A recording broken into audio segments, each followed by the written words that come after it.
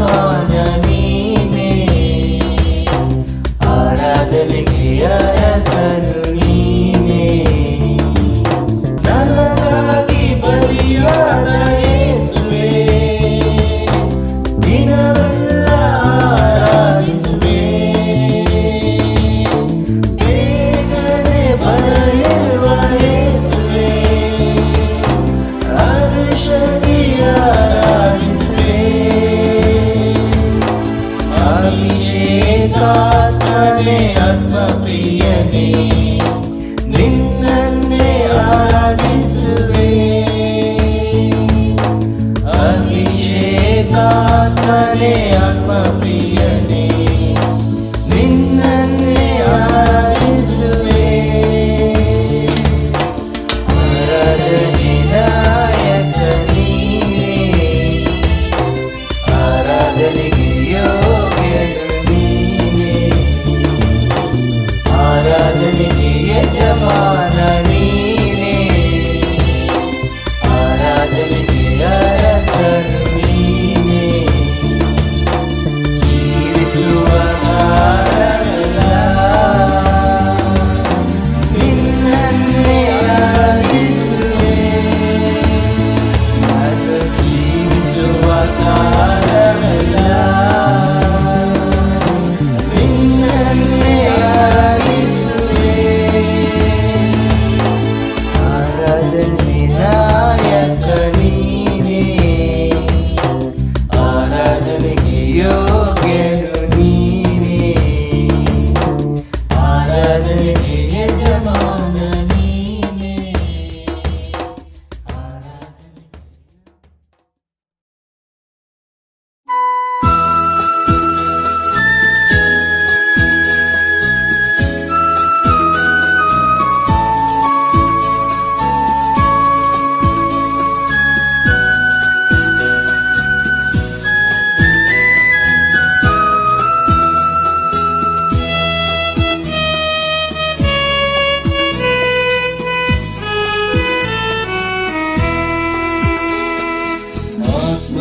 ಆತ್ಮಸ್ವರೂಪನೇ, ಪ್ರಿಯ ಆತ್ಮಸ್ವರೂಪನೇ, ಈಗ ಬಾದೇವ, ಇಳಿದು ಬಾದೇವ ನಮ್ಮ ಮಧ್ಯದಲ್ಲಿ.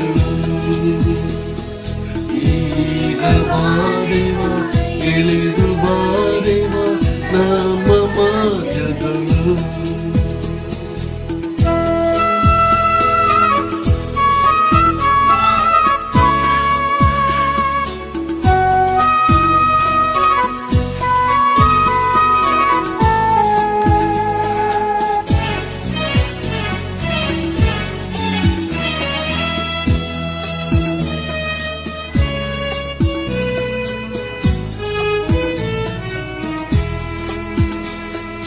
ಹೊಲಸಾದ ಕೆಸರಿನಿಂದ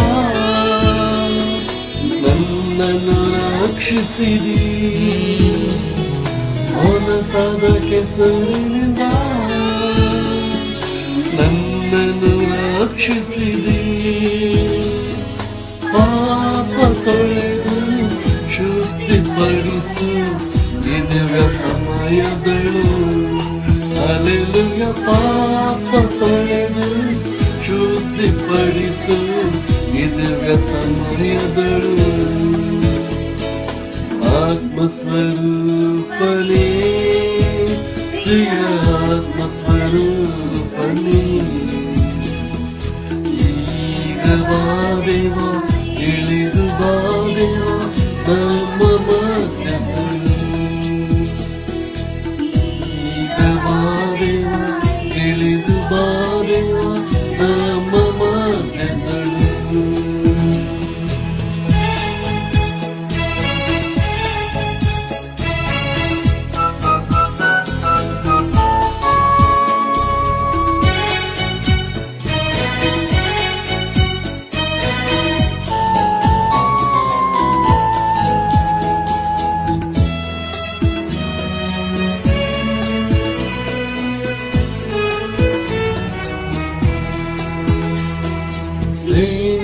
ಬೆಟ್ಟದಲ್ಲಿ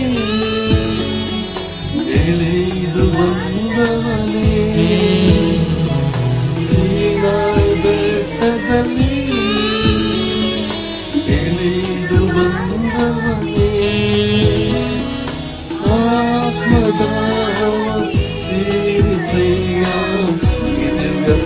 ಸಮಯದಳು ಅಲೆಲುಯ ಆತ್ಮದಾವ ತೀರಿಸಯ್ಯ ನಿಜಗ ಸಮಯದಳು ಆತ್ಮಸ್ವರೂಪನೇ ಪ್ರಿಯ ಆತ್ಮಸ್ವರೂಪನೇ ಈಗ ಬಾರೆವ ಇಳಿದು ಬಾರೆವ ನಮ್ಮ ಮಧ್ಯದಳು ಈಗ ಬಾರೆವ ಇಳಿದು ಬಾರೆವ ನಮ್ಮ ಮಧ್ಯದಳು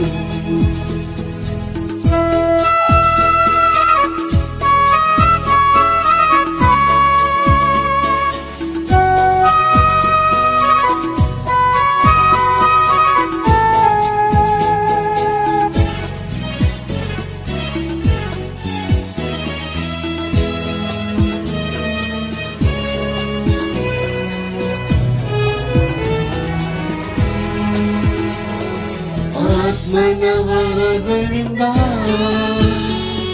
ನನ್ನನ್ನು ತುಂಬಿಸಯ್ಯ ಆತ್ಮನವರಗಳಿಂದ ನನ್ನನ್ನು ತುಂಬಿಸಯ್ಯ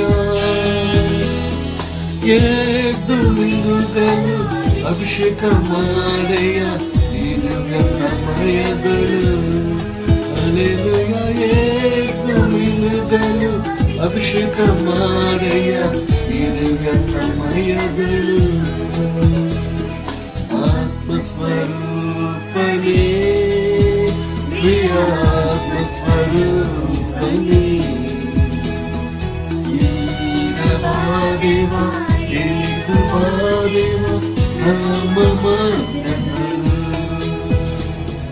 ಈಗ ಬಾರೆವ ಇಳಿದು ಬಾರೆವ ನಮ್ಮ ಮಧ್ಯದಳು. Good morning brothers and sisters ಹಾಗೂ ಸ್ನೇಹಿತರೆ, ನಿಮ್ಮೆಲ್ಲರಿಗೂ ಕನ್ನಡ ಆನ್ಲೈನ್ ಸರ್ವಿಸ್ಗೆ ಸ್ವಾಗತ ಸುಸ್ವಾಗತ. ಸಹೋದರ ಮತ್ತು ಸಹೋದರರೇ, ಈ ಸಮಯದಲ್ಲಿ ನಾವು ಒಂದು ವಚನ ನೋಡೋಣ. ದೇವರು ನಮ್ಗೆ ಏನು ಹೇಳ್ತಾರಂತೆ. ಪ್ರಕಟಣೆಗಳು 4ನೇ ಅಧ್ಯಾಯ 11ನೇ ವಚನ. ಕರ್ತನೇ ನಮ್ಮ ದೇವರು, ನೀನು ಪ್ರಭಾವ ಮಾನ ಬಲವನ್ನು ಹೊಂದುವುದಕ್ಕೆ ಯೋಗ್ಯನಾಗಿದ್ದಿ. ಸಮಸ್ತವು ಸೃಷ್ಟಿಸಿದಾತನು ನೀನೇ ಅಲ್ಲವೋ?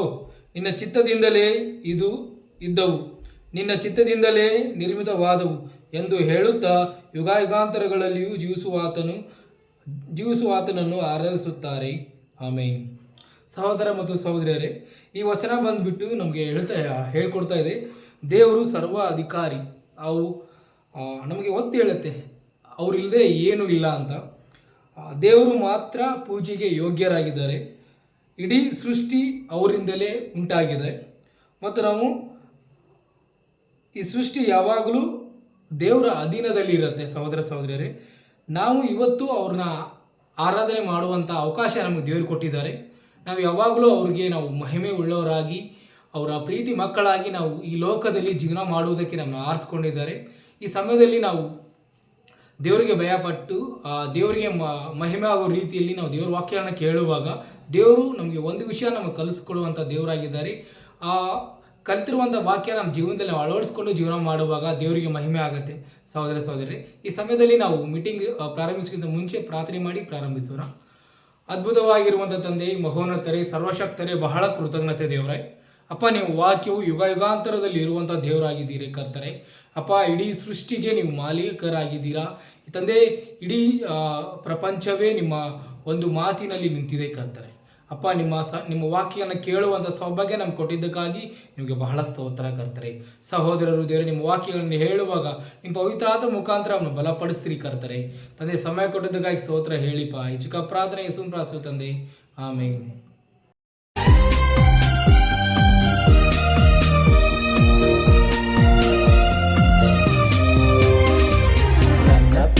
ಯೇಸುವೇ, ನೀನು ಎಷ್ಟೋ ಸುಂದರ, ಬಾಳ ಬಂಗಾರ, ಬಾಳ ಬಂಗಾರ. ನನ್ನ ಪ್ರಿಯ ಯೇಸುವೇ, ನೀನು ಎಷ್ಟೋ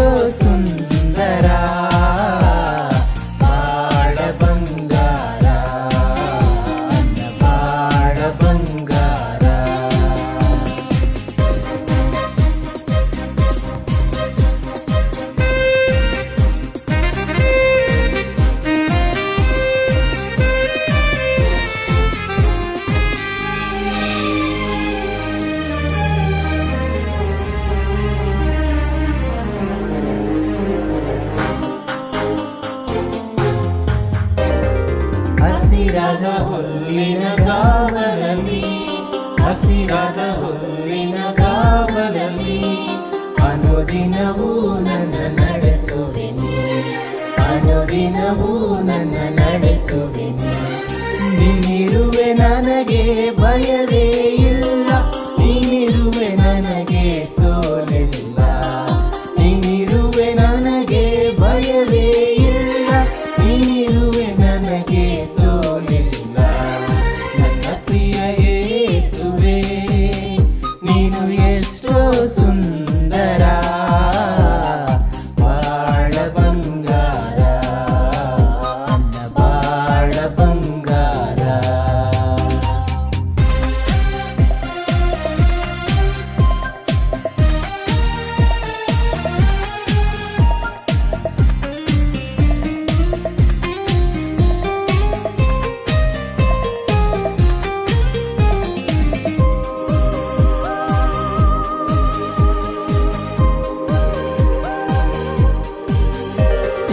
ಆಶೆ ಆಕಾಂಕ್ಷೆ ಏನಿದ್ದರು, ಆಶೆ ಆಕಾಂಕ್ಷೆ ಏನಿದ್ದರು ಅನುಗ್ರಹಿಸುವೆ ನೀ ಆನಂದದಿ, ಅನುಗ್ರಹಿಸುವೆ ನೀ ಆನಂದದಿ. ನೀನಿರುವೆ ನನಗೆ ಭಯವೇ ಇಲ್ಲ, ನೀನಿರುವೆ ನನಗೆ ಸೋಲಿಲ್ಲ, ನೀನಿರುವೆ ನನಗೆ ಭಯವೇ ಇಲ್ಲ, ನೀನಿರುವೆ ನನಗೆ ಸೋಲಿಲ್ಲ.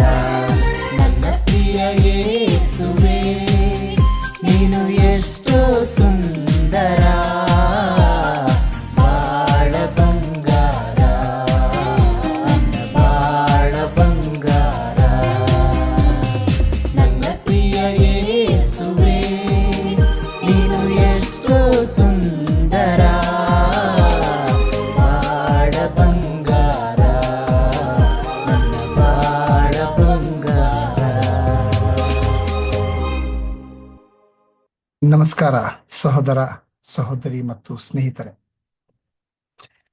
ಈ ದಿನ ನಾವು ಸತ್ಯವೇದ ವಚನಗಳಿಂದ ಒಂದು ಪಾಠ ಕಲಿಯಲಿದ್ದೇವೆ. ಪಾಠದ ಶೀರ್ಷಿಕೆಯ ನಂಬಿಕೆಯ ಪರೀಕ್ಷೆ. ಈ ಆರಾಧನೆಯಲ್ಲಿ ಭಾಗವಹಿಸುವವರಂತ ಪ್ರತಿಯೊಬ್ಬರು ನಾವು ನಂಬುತ್ತೇವೆ, ಯೇಸು ಕ್ರಿಸ್ತರು ದೇವರು, ಯೇಸು ಕ್ರಿಸ್ತರು ಕರ್ತನು, ಯೇಸು ಕ್ರಿಸ್ತರು ರಕ್ಷಕನು ಅಂತ ನಾವೆಲ್ಲರೂ ನಂಬ್ತೇವೆ. ಆ ನಂಬಿಕೆ ಪರೀಕ್ಷೆಗೊಳಗಾಗುತ್ತೆ. ಪ್ರತಿಯೊಬ್ಬರ ನಂಬಿಕೆ ಕೂಡ ಪರೀಕ್ಷೆಗೆ ಒಳಗಾಗೇ ಆಗುತ್ತೆ. ಯಾಕೆ ಒಳಗಾಗುತ್ತೆ? ಪರೀಕ್ಷೆಗೊಳಗಾಗ ಏನಾಗತ್ತೆ, ಉದ್ದೇಶ ಏನು ಅನ್ನಂತ ಒಂದು ವಚನದಿಂದ ಕಲಿಯೋಣ. 1 ಪೇತ್ರನು 1ನೇ ಅಧ್ಯಾಯ ವಚನ 6-7. ನೀವು ಅಂದ್ರೆ ನಾವು ಸದ್ಯಕ್ಕೆ ಸ್ವಲ್ಪ ಕಾಲ ದೇವರ ಚಿತ್ತಾನುಸಾರ ನಾನಾ ಕಷ್ಟಗಳಲ್ಲಿದ್ದು ದುಃಖಿಸುವವರಾಗಿದ್ದಿರು, ಆ ಪದವಿಯನ್ನು ಆಲೋಚಿಸಿ ಹರ್ಷಿಸುವವರಾಗಿದ್ದೀರಿ. ಬಂಗಾರವು ನಾಶವಾಗುವಂಥದ್ದಾಗಿದ್ದರೂ ಅದನ್ನು ಬೆಂಕಿಯಲ್ಲಿ ಪುಟಕಾಸಿ ಶೋಧಿಸುವಂಥದ್ದಷ್ಟೇ. ಬಂಗಾರಕ್ಕಿಂತ ಅಮೂಲ್ಯವಾಗಿರುವ ನಿಮ್ಮ ನಂಬಿಕೆಯು ಈ ಕಷ್ಟಗಳಿಂದ ಶೋಧಿತವಾಗಿ ಯೇಸು ಕ್ರಿಸ್ತನು ಪ್ರತ್ಯಕ್ಷನಾಗುವಾಗ ನಿಮಗೆ ಕೀರ್ತಿ, ಪ್ರಭಾವ, ಮಾನಗಳನ್ನು ಉಂಟು ಮಾಡುವುದು. ಅಂದ್ರೆ ನಾವು ಇವತ್ತು ಯೇಸು ಕ್ರಿಸ್ತರನ್ನ ನಂಬುತ್ತಾ ಇದ್ರಿ, ಅವ್ರು ನನ್ನ ರಕ್ಷಕ, ನನ್ನ ಒಡೆಯ, ನನ್ನ ಕರ್ತ, ನನ್ನ ದೇವರು ಅಂತ ಹೇಳಿ. ಆ ನಂಬಿಕೆ ಪರೀಕ್ಷೆಗೊಳಗಾಗುತ್ತೆ.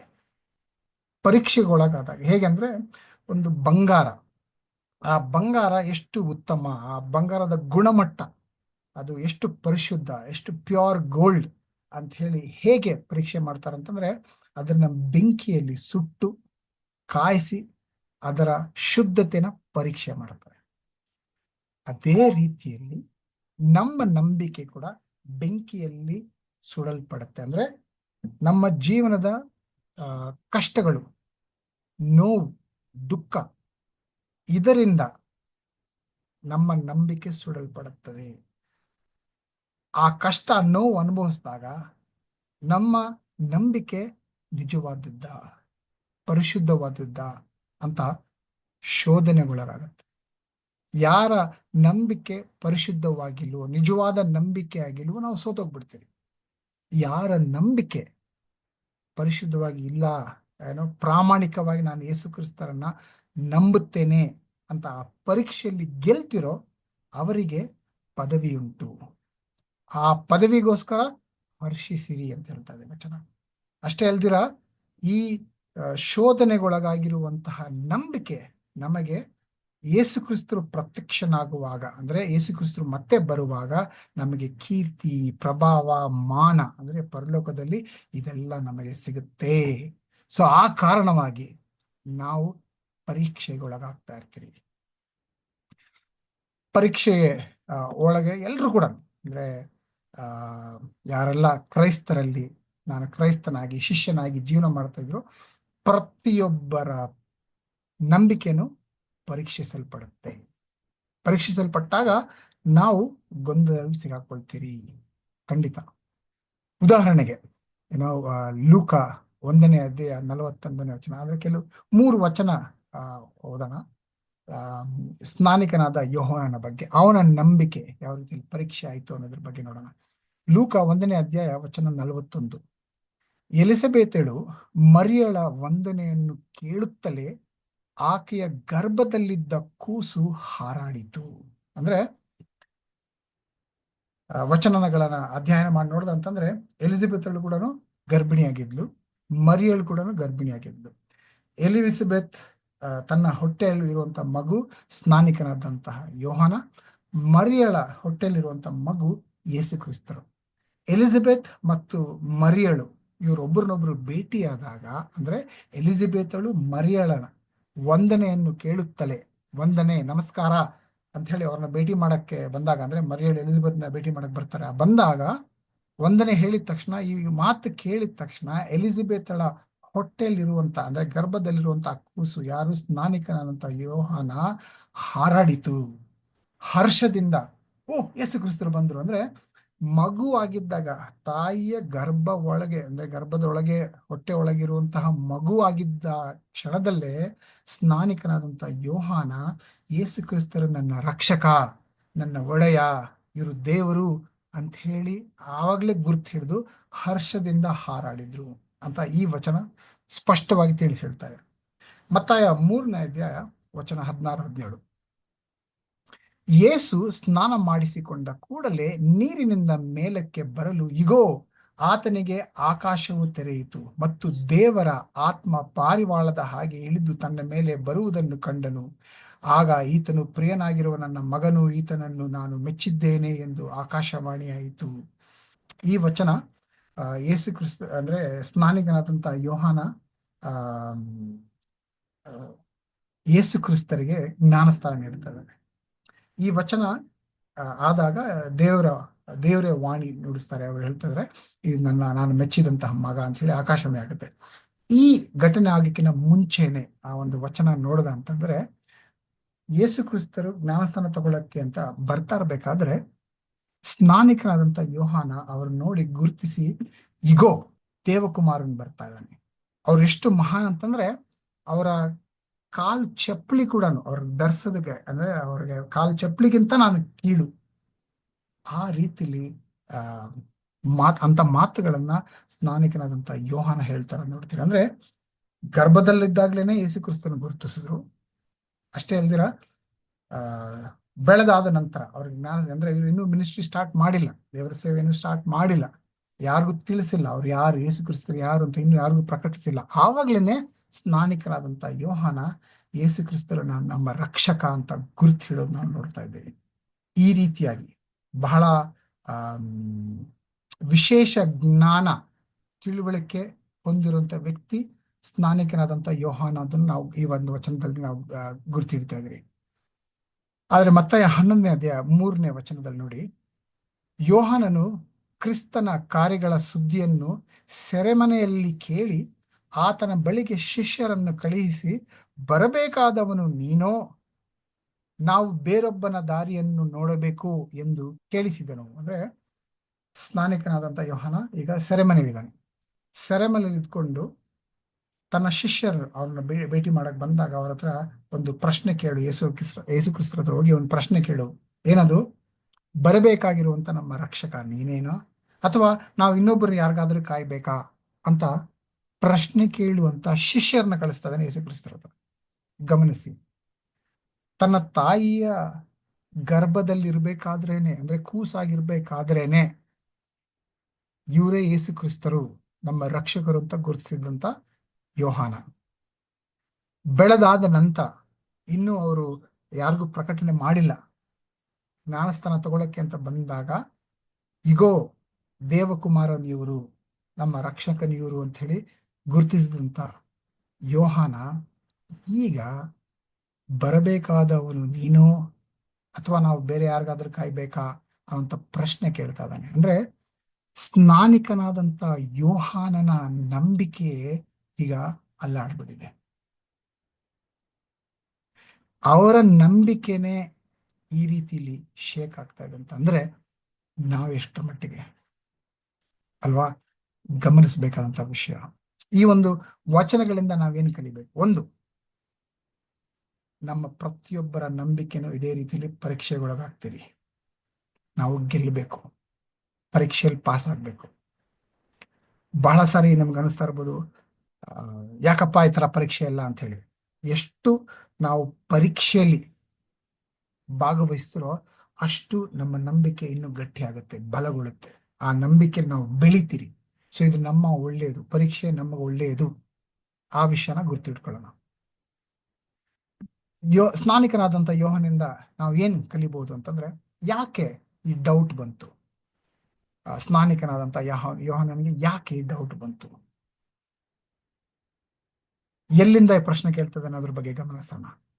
ಸೆರೆಮನೆಯಲ್ಲಿದ್ದಾಗ, ಅಂದ್ರೆ ನಾವು ಕಲಿಬೇಕಾಗಿರುವಂತ ಪಾಠ ಏನಂತಂದ್ರೆ, ಜೀವನದ ಹೋರಾಟಗಳಿಂದ ನಂಬಿಕೆಯನ್ನು ಪರೀಕ್ಷಿಸಬಹುದು. ಅಂದ್ರೆ ನಾವು ಜೀವನದಲ್ಲಿ ಹೋರಾಡ್ತಾ ಇದ್ದೀರಿ, ಆ ಹೋರಾಟದ ಸಮಯದಲ್ಲಿ ನಮ್ಮ ನಂಬಿಕೆ ಪರೀಕ್ಷೆ ಆಗುತ್ತೆ.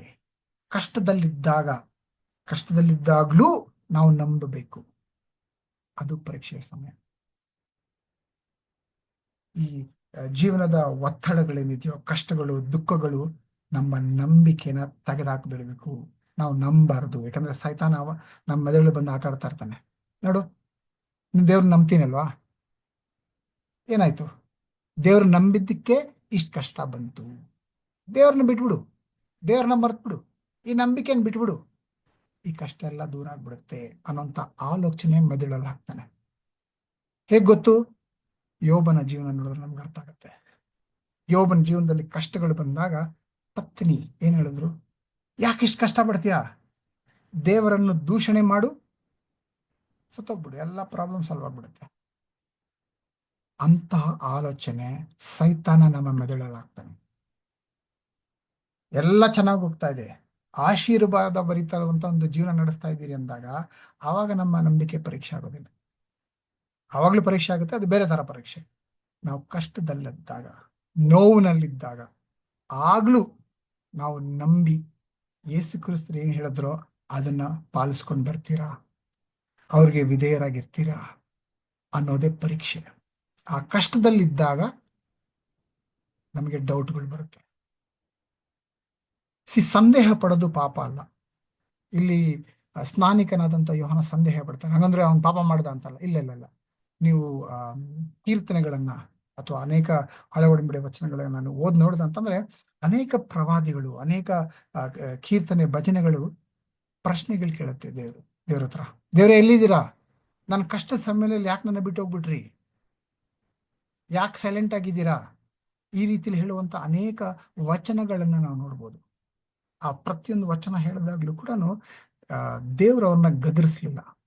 ಹಳೆ ಒಡಂಬಡಿಕೆ ಎಲ್ಲ ಓದ್ ನೋಡಿ, ಯಾರಿಗೆಲ್ಲ ಸಂದೇಹ ಇತ್ತೋ ಅವಾಗ ಆ ಸಂದೇಹಗಳನ್ನ ನಿವಾರಣೆ ಮಾಡಿದ್ರು ದೇವರು. ಸೊ ಸಂದೇಹ ಪಡೋದು ಪಾಪ ಅಲ್ಲ. ಯೋಹೋನಂತಹ ನಂಬಿಕೆಯಲ್ಲಿ ಅವರಂತ ಮಹಾನ್ ವ್ಯಕ್ತಿ, ಅವರು ಕೂಡ ಸಂದೇಹ ಪಟ್ರು. ಸೊ ಸಂದೇಹ ಪಡೋದು ಪಾಪ ಅಲ್ಲ. ಆ ಸಂದೇಹ ಯಾವಾಗ ಬರುತ್ತೆ? ಈ ಕಷ್ಟ ಅನ್ನೋದು, ಕಷ್ಟ ನೋವು ಅನುಭವಿಸ್ತಾ ಇರ್ಬೇಕಾದ್ರೆ ಈ ಸಂದೇಹಗಳು ಬರುತ್ತೆ. ಅಚ್ಚರಿ ಆಗ್ಬೇಡಿ, ಬರುತ್ತೆ. ಅದು ಸೈತಾನನಿಂದ ಬರ್ತಿರೋಂಥ ಒಂದು ಶೋಧನೆ ಅನ್ನೋದನ್ನ ಗುರುತಿಟ್ಕೊಳ್ಳೋಣ. ಕಷ್ಟದ ಸಮಯದಲ್ಲೇ ನಾವು ಇನ್ನಷ್ಟು ಎಚ್ಚರವಾಗಿರಬೇಕು. ನಂಬಿಕೆ ಕಳ್ಕೊಳ್ಳೋದಕ್ಕೆ ಅವಕಾಶ ಅವಾಗಲೇ ಇಲ್ಲ. ನಾನು ನಂಬಿಕೆ ಕಳ್ಕೋಬಾರ್ದು, ನಾನು ಹೋರಾಡ್ತೀನಿ ಅನ್ನೋಂಥ ಆ ಒಂದು ಹುಮ್ಮಸ್ಸು ಇನ್ನೂ ಜಾಸ್ತಿ ಆಗ್ಬೇಕು. ಆ ರೀತಿಲಿ ಪರೀಕ್ಷೆಯಲ್ಲಿ ಗೆಲ್ಲಬೇಕಂದ್ರೆ ಏನ್ ಮಾಡ್ಬೇಕು? ವಿಶೇಷವಾಗಿ ನಮ್ಮ ಜೀವನದಲ್ಲಿ ಕಷ್ಟಗಳು ಬಂದಾಗ ನಂಬಿಕೆ ಬಿಟ್ಕೊಡ್ಬಾರ್ದು ಅಂದ್ರೆ ಏನ್ ಮಾಡ್ಬೇಕು? ಈ ಸ್ನಾನಿಕನಾದಂಥ ಯೋಹನ ಮತ್ತು ಯೇಸು ಕ್ರಿಸ್ತರು ಈ ಸಂಭಾಷಣೆ, ಅದರಿಂದ ನಾವು ಕಲಿಯೋಣ. ಸಂದೇಹ ಪಾಪ ಅಲ್ಲ. ಸಂದೇಹಗಳು ಬಂದಾಗ ಏನ್ ಮಾಡಬೇಕು? ನಿಮ್ಮ ಸಂದೇಹಗಳನ್ನು ಯೇಸುವಿನ ಬಳಿಗೆ ತನ್ನಿ. ಸ್ನಾನಿಕರಾದಂಥ ಯೋಹಾನ ಈ ಸಂದೇಹ ಅನ್ನೋದು ಬಂದಾಗ ತನ್ನ ಶಿಷ್ಯರ ಮೂಲಕ, ತಾನು ಸೆರೆಮನೆಯಲ್ಲಿ ಇರುವಂತ ಕಾರಣವಾಗಿ ಶಿಷ್ಯರ ಮೂಲಕ ಈ ಪ್ರಶ್ನೆನ ಯೇಸು ಕ್ರಿಸ್ತ ಹತ್ರ ಕೇಳ್ತಾ ಇದ್ದಾರೆ. ಸೊ ಅದೇ ರೀತಿಯಲ್ಲಿ ನಮ್ಮ ಒಂದು ಏನ್ ಸಂದೇಹಗಳಿದೆಯೋ, ಮನಸ್ಸಿನ ಭಾವನೆಗಳೇನಿದೆಯೋ, ಅನಿಸಿಕೆಗಳೇನಿದೆ, ಆಲೋಚನೆಗಳೇನಿದೆ, ಅದನ್ನ ಯೇಸು ಹತ್ರ ತಗೊಂಡು ಬನ್ನಿ. ಪ್ರಾಮಾಣಿಕವಾಗಿ ಅವ್ರ ಹತ್ರ ಹೇಳಿ. ಅಂದ್ರೆ ಯಾವ್ದ್ರ ಬಗ್ಗೆ ನಾನು ಸಲಹೆ ನೀಡ್ತಾ ಇದ್ದೀನಿ ಅಂದ್ರೆ, ನಮ್ಮ ಪ್ರಾರ್ಥನೆ ಹೇಗಿದೆ? ಪ್ರಾರ್ಥನೆ ಅಂದ್ರೆ ಏನು? ದೇವ್ರ ಹತ್ರ ಮಾತಾಡೋದು. ಎಷ್ಟು ಪ್ರಾಮಾಣಿಕತೆಯಿಂದ ನಾನು ದೇವ್ರ ಹತ್ರ ಮಾತಾಡ್ತಾ ಇದ್ದೀನಿ? ಬಹಳ ಸಾರಿ ಪ್ರಾರ್ಥನೆ ಅನ್ನೋದು ಒಂದು ಅಳವಡಿಸ್ಕೊಂಡು ಬರ್ತಾರಂತ ಒಂದು ಅಭ್ಯಾಸ ಆಗ್ಬಿಟ್ಟಿರುತ್ತೆ. ಅಂದ್ರೆ ಯೋಚನೆನೇ ಮಾಡದಿರ ಮಾಡುವಂತ ಕೆಲವು ಕಾರ್ಯಗಳು. ಉದಾಹರಣೆಗೆ, ನಾವು ಬೆಳಗ್ಗೆ ಎದ್ದ ತಕ್ಷಣ ಹಲ್ಲುಚ್ತೀವಿ. ನಾವು ಪ್ರತಿದಿನ ಹಲ್ಲುಚ್ಕೊಂಡು ಬರ್ತಾರಂತ ಕಾರಣವಾಗಿ ನಾವು ಇವಾಗ ಹಲ್ಲುಜ್ಬೇಕಾದ್ರೆ ಯೋಚನೆನೇ ಮಾಡಲ್ಲ. ಎದ್ದ ಮೇಲೆ ನಾನು ಹಲ್ಲುಜ್ಬೇಕಂತ ಬ್ರಷ್ ಹುಡ್ತೀನಿ, ಬ್ರಷಲ್ಲಿ ಪೇಸ್ಟ್ ಹಾಕ್ತೀನಿ, ಪೇಸ್ಟಲ್ಲಿ ಹಾಕ್ಬಿಟ್ಟು ಹಲ್ಲುಜ್ತಾ ಇರ್ತೀನಿ. ಹಲ್ಲುಜ್ತಾ ಇರ್ಬೇಕಾದ್ರೆ ಬೇರೆ ಏನೋ ಯೋಚನೆ ಮಾಡ್ತಾ ಇರ್ತೀನಿ. ನನ್ನ ಗಮನದಲ್ಲಿ ಇಲ್ಲ ನಾನು ಎಷ್ಟರ ಮಟ್ಟಿಗೆ ಹಲ್ಲುಚ್ತಾ ಇದ್ದೀನಿ. ಯಾಕಂದ್ರೆ ಇದು ಅಭ್ಯಾಸ ಆಗ್ಬಿಟ್ಟಿದೆ. ಪ್ರತಿದಿನ ಮಾಡ್ಕೊಂಡು ಬರ್ತಾರಂತ ಒಂದು ರೂಢಿ ಆಗ್ಬಿಡಿ. ಪ್ರಾರ್ಥನೆ ಕೂಡ ಒಂದು ರೂಢಿ ತರ ಆಗ್ಬಿಟ್ಟಿದ್ಯಾ. ಅಂದ್ರೆ ಪ್ರತಿದಿನ ಮಾಡ್ಬೇಕಲ್ವ ಅಂತ, ನಾನು ಇವಾಗ ಕ್ರೈಸ್ತನಾಗಿದ್ದೀನಿ, ಶಿಷ್ಯನಾಗಿದ್ದೀನಿ, ನಾನೊಂದು ಪ್ರಾರ್ಥನೆ ಮಾಡ್ಬೇಕಲ್ಲ ಅಂತ ಪ್ರಾರ್ಥನೆ ಮಾಡ್ತಾ ಇದ್ದೀರಾ. ಯೋಚನೆ ಮಾಡ್ದಿರಾ ಪ್ರಾರ್ಥನೆ ಮಾಡ್ತಾ ಇದ್ದೀನಿ. ಅಂದ್ರೆ ಪ್ರಾರ್ಥನೆ ಮಾಡ್ಬೇಕು,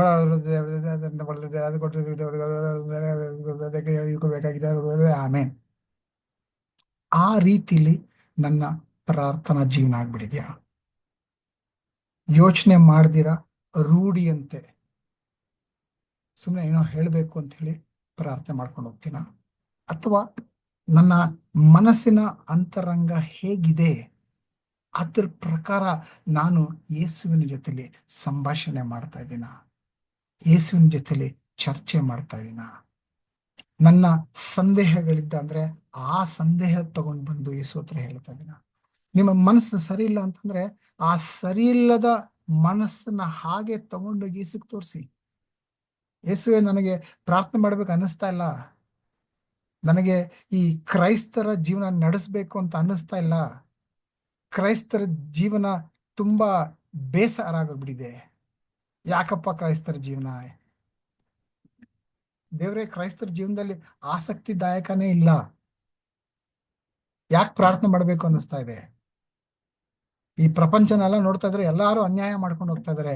ಯಾರು ಅನ್ಯಾಯ ಮಾಡ್ಕೊಂಡು ಹೋಗ್ತಾ ಇದಾರೆ ಅವ್ರಿಗೆ ಜಾಸ್ತಿ ಆಶೀರ್ವಾದ ಸಿಗ್ತಾ ಇದೆಯೇನೋ ಅಂತ ಅನ್ನಿಸ್ತಾ ಇದೆ. ನಾನ್ ಯಾಕೆ ಅದೇ ದಾರಿಯಲ್ಲಿ ಹೋಗ್ಬಾರ್ದು? ನಾನ್ ಯಾಕೆ ಸರಿಯಾದ ಮಾರ್ಗದಲ್ಲಿ ಹೋಗ್ಬೇಕು? ಸರಿಯಾದ ಮಾರ್ಗದಲ್ಲಿ ಹೋಗೋದ್ರಿಂದ ಇನ್ನೂ ಕಷ್ಟ ಜಾಸ್ತಿನೇ ಆಗ್ತಾ ಇದೆ, ಇನ್ನೂ ನಷ್ಟ ಜಾಸ್ತಿನೇ ಆಗ್ತಾ ಇದೆ, ಇನ್ನು ನಾನು ಜಾಸ್ತಿ ನೋವಲ್ಲೇ ಇದ್ದೀನಿ. ನಿಮ್ಮ ಅನಿಸಿಕೆ ಹೇಗಿದೆ, ಭಾವನೆ ಹೇಗಿದೆ, ಅದೇ ರೀತಿಲಿ ತಗೊಂಡೋಗಿ ಯೇಸುವಿನ ಹತ್ರ ಮಾತಾಡಿ. ದೇವರು ಅದನ್ನೇ ಅಪೇಕ್ಷಿಸ್ತಾರೆ, ಇಷ್ಟಪಡ್ತಾರೆ. ರೂಢಿಯಿಂದ ಏನೋ ಹೇಳಬೇಕು ಅಂತ ಆಮೇನ್ ಅನ್ನೋದು ಅವ್ರು ಖಂಡಿತವಾಗ್ಲೂ ಇಷ್ಟ ಆಗೋದಿಲ್ಲ. ವಚನ ಹೇಳುತ್ತಲ್ಲ, ಅವರ ತುಟಿಗಳು ನನ್ನನ್ನು ಆರಾಧನೆ ಮಾಡ್ತಾ ಇದೆಯೇ ಹೊರತು ಹೃದಯಗಳು ನನ್ನಿಂದ ದೂರ ಇದೆ. ಅಂತಹ ಆರಾಧನೆ ವ್ಯರ್ಥ ಅಂತ ವಚನ ಹೇಳಿಕೊಡ್ತಾರೆ. ಆಲೋಚನೆ ಮಾಡಿ ನೋಡೋಣ. ನನ್ನ ಸಂಭಾಷಣೆ, ಯೇಸುವಿನ ಜೊತೆ ನಡೀತಿರುವಂತ ಸಂಭಾಷಣೆ ಅಂದ್ರೆ ನನ್ನ ಪ್ರಾರ್ಥನೆ ಹೇಗಿದೆ? ಸ್ನಾನಿಕನಾದಂತ ಯೋಹಾನ ತನ್ನಲ್ಲಿ ಸಂಶಯ ಇದೆ, ಸಂದೇಹ ಇದೆ ಅಂದಾಗ ಅದನ್ನ ಅದೇ ರೀತಿಯಲ್ಲಿ ಒಂದು ಯೇಸು ಕ್ರಿಸ್ತ ಹತ್ರ ವ್ಯಕ್ತಪಡಿಸ್ತಾ ಇದ್ದಾರೆ. ನೋಡಿ, ದೇವರ ಹತ್ರ ನಿಮ್ಮ ಸಂದೇಹಗಳನ್ನ, ನಿಮ್ಮ ಸಂಕೋಚಗಳನ್ನ, ನಿಮ್ಮ ಬೇಜಾರ್ತನ ಏನಿದೆಯೋ, ನಿಮ್ಮ ಕಷ್ಟ ಏನಿದೆಯೋ ಅದೇ ರೀತಿ ತಗೊಂಡು ಬಂದು ಹೇಗಿದೆಯೋ ಹಾಗೆ ಯೇಸು ಹತ್ರ ನಮ್ಮ ಹೃದಯಗಳನ್ನ ತೆರೆದಿಟ್ಟು ಹಂಚ್ಕೊಳ್ಳೋಣ. ಯೇಸು ಕ್ರಿಸ್ತರು ಬಹಳ ಶಕ್ತಿಶಾಲಿ. ನಮ್ಮನ್ನೆಲ್ಲರನ್ನ ಸ್ಪಷ್ಟವಾಗಿ ಅರ್ಥ ಮಾಡ್ಕೊಳ್ಳಂತ ಶಕ್ತಿ ಅವರಲ್ಲಿದೆ, ಅಂತ ಸಹನೆ, ಪ್ರೀತಿ ಅವರಲ್ಲಿ ಇದೆ. ಬೇಕಂದ್ರೆ ಪರೀಕ್ಷೆ ಮಾಡಿ ನೋಡಿ. ನಿಮ್ಮ ಮನಸ್ಸಿನ ಪರಿಸ್ಥಿತಿ ಹೇಗಿದೆಯೋ ಅದೇ ರೀತಿಲಿ ಪ್ರಾರ್ಥನೆ ಮಾಡಿ ನೋಡಿ. ದೇವರು ಎಷ್ಟು ಅದ್ಭುತವಾಗಿ ಉತ್ತರ ಕೊಡ್ತಾರ ನೋಡಿ. ಅನೇಕ ಸಾರಿ ನಾನು ಇದನ್ನ ಈ ರೀತಿಯಲ್ಲಿ ಮಾತಾಡಿ ನೋಡಿದ್ದೀನಿ. ದೇವರು ಅದ್ಭುತವಾಗಿ ಉತ್ತರ ಕೊಟ್ಟಿದ್ದಾರೆ. ಕೆಲವು ಸಾರಿ ತಕ್ಷಣ ಕೊಟ್ಟಿದ್ದಾರೆ, ಕೆಲವು ಸಾರಿ ಕೆಲವು ದಿನಗಳು, ಕೆಲವು ಸಾರಿ ಕೆಲವು ವಾರಗಳು, ಕೆಲವು ಸಾರಿ ಕೆಲವು ತಿಂಗಳೇ ಆಗ್ಬಿಡುತ್ತೆ. ಬಟ್ ಉತ್ತರ ಕೊಟ್ಟೆ ಕೊಡ್ತಾರೆ. ಯಾವಾಗ ನಾನು ಪ್ರಾಮಾಣಿಕತೆಯಿಂದ ಹೋಗಿ ದೇವ್ರ ಹತ್ರ ನನ್ನ ಮನಸ್ಸಿನ ಪರಿಸ್ಥಿತಿ ಹೇಗಿದೆಯೋ ಅದೇ ರೀತಿಯಲ್ಲಿ ವ್ಯಕ್ತಪಡಿಸ್ಕೊಂಡಾಗ ಉತ್ತರ ಕೊಟ್ಟೆ ಕೊಡ್ತಾರೆ. ಇಲ್ಲಿ ಕೂಡ ಸ್ನಾನಿಕನಾದಂತ ಯೋಹಾನ ಈ ಸಂದೇಹ ಕೇಳಿದಾಗ ಯೇಸು ಕ್ರಿಸ್ತರು ಉತ್ತರ ಕೊಟ್ರು. ಅವ್ರನ್ನ ಗದರಿಸಿಲ್ಲ. ಏನು ಸ್ನಾನಿಕನಾದಂತ ಯೋಹಾನ, ಇಷ್ಟು ವರ್ಷ ಏನೋ ನನ್ನ ಬಗ್ಗೆ ತಿಳ್ಕೊಂಡಿದ್ಯಾ? ನಾವು ಹುಟ್ಟೋಕಿನ ಮುಂಚೆ ಅಂದ್ರೆ ತಾಯಿ ಗರ್ಭದಲ್ಲಿ ಇರ್ಬೇಕಾದ್ರೇನೆ ತಿಳಿದಿರುವಂತ ವಿಷಯ ಇವಾಗ ನಿನ್ಗೆ ಸಂದೇಹ ಆಗ್ಬಿಡಿದ್ಯಾ ಅಂತ ಬೈದಿಲ್ಲ, ಗದರಿಸ್ಲಿಲ್ಲ, ಉತ್ತರ ಕೊಡ್ತಾ ಇದ್ದಾರೆ. ಸೊ ನಮ್ಮ ಮನಸ್ಸಲ್ಲಿ ಏನ್ ನಡೀತಾ ಇದೆ, ಆಲೋಚನೆಗಳು ಹೇಗಿದೆಯೋ ಹಾಗೆ ತಗೊಂಡ್ ಬಂದು ಯೇಸು ಉತ್ತರ ಮಾತಾಡಿ ನೋಡಿ. ಎಷ್ಟು ಅದ್ಭುತವಾಗಿ ಅದಕ್ಕೆ ತಕ್ಕನಾದಂತ ಉತ್ತರ, ತಕ್ಕನಾದಂತ ಔಷಧಿ, ನಮ್ಮ ಆ ನೋವಿಗೆ ಅದ್ಭುತವಾದಂತ ಔಷಧಿ ಅವ್ರು ಕೊಡ್ತಾರೆ. ಅವ್ರದೇ ರೀತಿಯಲ್ಲಿ ಕೊಡ್ತಾರೆ. ನಾವು ಊಹೆನೇ ಮಾಡ್ಕೊಳಕ್ಕಾಗಲ್ಲ, ಆ ರೀತಿಯಲ್ಲಿ ಉತ್ತರಗಳನ್ನ ಕೊಡ್ತಾರೆ. ಬೇಕಂದ್ರೆ ಒಂದ್ಸಾರಿ ಟ್ರೈ ಮಾಡಿ ನೋಡಿ, ಟ್ರೈ ಮಾಡಿ ರುಚಿಸಿ ನೋಡಿ. ಅನೇಕ ಉದಾಹರಣೆಗಳಿದೆ. ಒಂದು ಉದಾಹರಣೆ ನನ್ನ ಮನಸ್ಸಿಗೆ ಇವಾಗ ಬರ್ತಾ ಇರೋದು ಅಂತಂದ್ರೆ, ಕೋವಿಡ್ ಟೈಮಲ್ಲಿ ನಮ್ಮ ತಂದೆನ ಕಳ್ಕೊಂಡಾಗ ನನಗೆ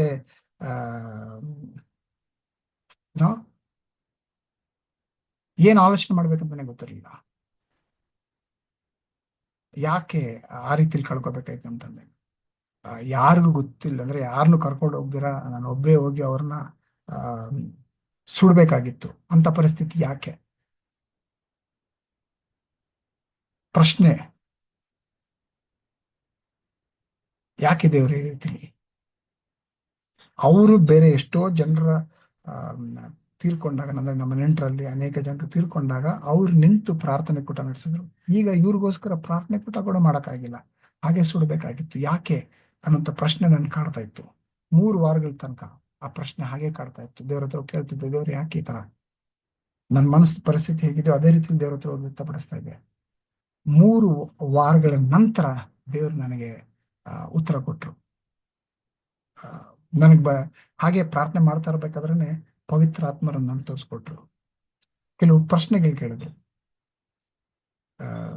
ನಮ್ಮ ತಂದೆ ಏನ್ ಆಸೆ ಪಡ್ತಾ ಇದ್ರು ಅವಾಗ ಅವ್ರು ಹೇಳ್ತಾ ಇದ್ರು, ಅವ್ರಿಗೆ ನೋವಿನಿಂದ ನರಳುತ್ತಾ ಅಂತ ಸಾವು ಬೇಕಾಗಿರ್ಲಿಲ್ಲ. ಅನೇಕ ಸಾರಿ ಹೇಳಿದ್ರು, ನಾನು ಮಲ್ಕೊಂಡಿರ್ಬೇಕಾದ್ರೆ ನನ್ ಸಾವು ಬರ್ಬೇಕು ಅಂತ. ಅದೇ ರೀತಿಯಲ್ಲೇ ಬಂತು ಸಾವು ಅವ್ರಿಗೆ. ಕೋವಿಡ್ ಟೈಮಲ್ಲಿ ಮಲ್ಗಿ ಬೆಳಗ್ಗೆ ಎದ್ರು, ಮುಖ ಎಲ್ಲ ತೊಳ್ಕೊಂಡ್ರು, ಬ್ರೇಕ್ಫಾಸ್ಟ್ ಟೈಮ್ ಇದೆ ಅನ್ನಬೇಕಾದ್ರೆ ಸ್ವಲ್ಪ ಹೊತ್ತು ರೆಸ್ಟ್ ತಗೊಂಡ್ರು. ಆ ರೆಸ್ಟ್ ತಗೋಬೇಕಾದ್ರೆ ಅವ್ರ ಪ್ರಾಣ ಹೋಯ್ತು. ಅವ್ರ ಆಸೆ ಪಟ್ಟಂಗೆ ನಡೀತು. ಆ ಒಂದು ಪ್ರಶ್ನೆಗೆ ನನಗೆ ಸ್ವಲ್ಪ ಸಮಾಧಾನ ಆಯ್ತು. ಎರಡನೇದು, ಯಾರು ನಮ್ಮ ತಂದೆ ಶಿಷ್ಯರಾಗಿದ್ದಾರೆ, ಯೇಸು ಕ್ರಿಸ್ತರನ್ನ ಕರ್ತನಾಗಿ ಅಂಗೀಕಾರ ಮಾಡಿಕೊಂಡು ಜ್ಞಾನಸ್ಥಾನ ಪಡೆದಿರುವಂತ ಶಿಷ್ಯರಾಗಿದ್ರು. ಹಾಗಾದ್ರೆ ಈಗ ಸ್ವರ್ಗಕ್ಕೆ ಹೋಗಿರ್ತಾರೆ. ಸೊ ಸ್ವರ್ಗದಲ್ಲಿ ಇಲ್ಲಿರುವಂತಹ ಜೀವನಕ್ಕಿಂತ ಉತ್ತಮವಾದಂತಹ ಒಂದು ಜೀವನ ಇರುತ್ತೆ. ಆ ವಚನ ಜ್ಞಾಪಕಪಡಿಸಿದ್ರು. ಯಾರಾದ್ರೂ ನಂಬಿಕೆಯಲ್ಲಿ ಇರೋರು ತೀರ್ಕೊಂಡ ಅಂದ್ರೆ ಪ್ರಪಂಚ ಯಾವ ರೀತಿಲಿ ಗೋಳಾಡ್ಕೊಂಡು ಅಳುತ್ತಾರೋ ಆ ರೀತಿಲಿ ನೀವು ಅಳಬೇಡಿ ಅಂತ ಮೊದಲನೇ ತೆಸಲೋನಿಕೇಯರಿಗೆ ಹೇಳಿದ್ದೆ. ಅವರು ಪರಲೋಕಕ್ಕೆ ಹೋಗಿರ್ತಾರೆ ಅನ್ನುವಂಥ ಆಶೆ ನಿಮ್ಮಲ್ಲಿ ಇರ್ಲಿ, ಆ ನಂಬಿಕೆ ನಿಮ್ಮಲ್ಲಿ ಇರ್ಲಿ. ಆ ಕಾರಣವಾಗಿ ಸಂತಸ ಪಡಿ. ಅವರೆಲ್ಲ ಹೋಗಿದ್ದಾರೆ, ಯೇಸು ಕ್ರಿಸ್ತ ಹತ್ರ ಹೋಗಿದ್ದಾರೆ. ಆ ವಚನ ಜ್ಞಾಪಕ ಪಡಿಸಿದ್ರು ಪವಿತ್ರಾತ್ಮರು. ಇನ್ನಷ್ಟು ಸಮಾಧಾನ ಆಯ್ತು. ಮೂರನೇ ವಿಷಯ, ನಾನು ಶಿಷ್ಯನಾಗಿದ್ದೀನಿ. ಇದೇ ಕೊನೆ ಅಲ್ಲ. ಅವರು ಶಿಷ್ಯರಾಗಿದ್ದು ಇವಾಗ ಸ್ವರ್ಗಕ್ಕೆ ಹೋಗಿದ್ದಾರೆ. ಇನ್ನು ಕೆಲವು ವರ್ಷಗಳಾದ ನಂತರ ನಾನು ತೀರ್ಕೊಳ್ತೀನಿ. ನಾನ್ ತೀರ್ಕೊಂಡಾದ್ಮೇಲೆ ನಾನ್ ಸ್ವರ್ಗಕ್ಕೆ ಹೋಗ್ತೀನಿ. ಸ್ವರ್ಗದಲ್ಲಿ ನನ್ನ ತಂದೆಯ ಮತ್ತೆ ಭೇಟಿ ಆಗತ್ತೆ, ಮಾತಾಡ್ತೀನಿ ನಾನು ಅವ್ರ ಹತ್ರ. ಈ ವಿಷಯ ಸಂಪೂರ್ಣ ಸಂತಸ ಕೊಡ್ತು ನನಗೆ. ಇನ್ನು ಏನೆಲ್ಲ ಮಾತಾಡಬೇಕು ಅಂತ ನಾನು ಅನ್ಕೊಂಡಿದ್ನೋ ಆ ವಿಷಯ ಎಲ್ಲ ನಾನು ಇವಾಗ ಸ್ವರ್ಗಕ್ಕೆ ಹೋಗಿ ಮಾತಾಡ್ಬೋದು. ಇನ್ನಷ್ಟು ಅಂದ್ರೆ ಸಂಪೂರ್ಣ ಸಮಾಧಾನ ಕೊಡುತ್ತೆ ನನಗೆ. ನನ್ನ ಮನಸ್ಸಿನಲ್ಲಿರುವಂತ ಆ ಕಳವಳ, ಆ ಗೊಂದಲ, ಆ ಸಂದೇಹ, ಆ ಪ್ರಶ್ನೆಗಳನ್ನ ಯೇಸು ಕ್ರಿಸ್ತ ಹತ್ರ ಹಾಗೆ ತಗೊಂಡೋಗಿ ವ್ಯಕ್ತಪಡಿಸ್ದೆ. ಯೇಸು ಕ್ರಿಸ್ತರು ಉತ್ತರ ಕೊಟ್ಟರು, ಸಮಾಧಾನ ತುಂಬಿಸಿದ್ರು. ಅದೇ ರೀತಿಲಿ ಬ್ರದರ್ ಸಿಸ್ಟರ್ಸ್, ನಮ್ಮ ಜೀವನದಲ್ಲಿ ನೀವೇನು ಅನುಭವಿಸ್ತಾ ಇದ್ರೆ ನನಗೆ ಗೊತ್ತಿಲ್ಲ. ಕೆಲವರು ಸಿಕ್ಕಾಪಟ್ಟೆ ಕಷ್ಟ ಅನುಭವಿಸ್ತಾ ಇರ್ಬೋದು,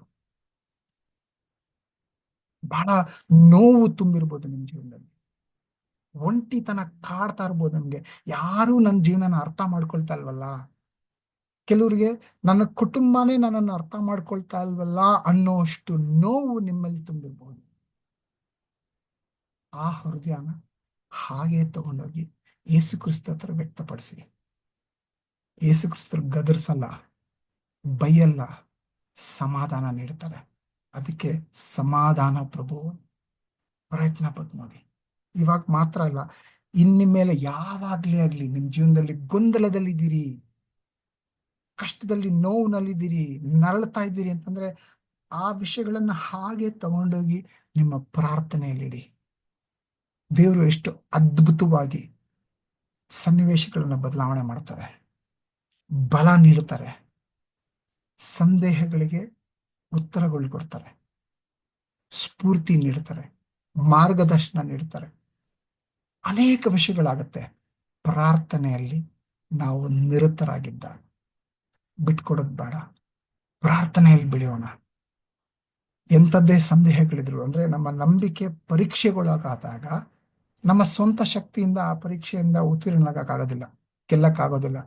ಯೇಸು ಕ್ರಿಸ್ತರ ಸಹಾಯದಿಂದ ನಾವು ಗೆಲ್ಬಹುದು. ಆ ಕಾರಣವಾಗಿ ಪ್ರಾರ್ಥಿಸೋಣ. ಕಷ್ಟ ಜಾಸ್ತಿ ಆಗ್ತಿದ್ಯಾ, ಇನ್ನಷ್ಟು ಪ್ರಾರ್ಥಿಸೋಣ. ಪ್ರಾರ್ಥನೆಯಲ್ಲಿ ಬೆಳೀತಾರೇನ. ಆವಾಗ ನಾವು ಕೇಳ್ಕೊಂಡು ಬೇಕಿರುವಂತ ಒಂದು ಪ್ರಶ್ನೆ ಅಂತಂದ್ರೆ, ನನ್ನ ಪ್ರಾರ್ಥನಾ ಜೀವನದಲ್ಲಿ ನಾನು ಬೆಳೀತಾ ಇದ್ದೀನ? ಹೋದ ವರ್ಷ ಹೇಗೆ ನಾನು ಪ್ರಾರ್ಥನೆ ಮಾಡ್ತಾ ಇದ್ದೀನೋ ಅದಕ್ಕಿಂತ ನನ್ನ ಪ್ರಾರ್ಥನೆಯ ಗುಣಮಟ್ಟ ಈ ವರ್ಷ ಬೆಳೆದಿದ್ದೀನ? ಹೋದ ವಾರ ನನ್ನ ಪ್ರಾರ್ಥನಾ ಜೀವನ ಹೇಗಿತ್ತೋ ಅದಕ್ಕಿಂತ ಈ ವಾರ ಬೆಟರ್ ಇದೆಯಾ, ಮೇಲಾಗಿದೆಯಾ? ಇಲ್ಲ ಅಂದ್ರೆ ಇವಾಗ ನಿರ್ಧಾರ ಮಾಡೋಣ. ಇನ್ಮೇಲೆ ನನ್ನ ಪ್ರಾರ್ಥನಾ ಜೀವನದಲ್ಲಿ ನಾನು ಬೆಳಿತೀನಿ, ನಾನು ಕಲಿತೀನಿ.